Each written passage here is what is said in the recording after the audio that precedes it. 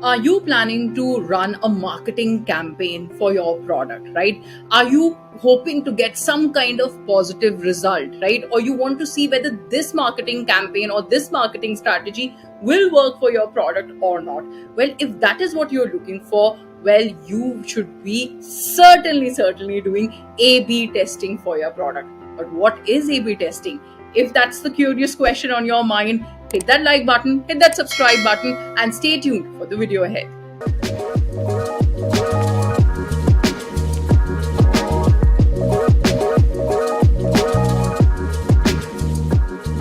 Hi, this is Afreen Rahman, and today we're going to talk about A/B testing. And I'm going to tell you why A/B testing is a fantastic method to calculate the best online promotional and marketing strategy for your business. I'm sure a lot of us are invested into doing such kind of researches so that the best kind of marketing campaigns go when, in terms of design, in terms of ideas, when we are presenting it to our customers, right? Well, let me tell you, analytics data tracks exactly how your users behave, right? We have analytics going on for everything. Data is behind everything.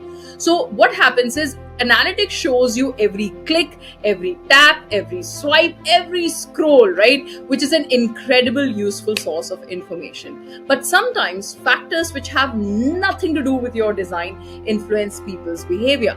For example, people might buy more products because of an upcoming holiday. Maybe Diwali is coming, Dussehra is coming, right?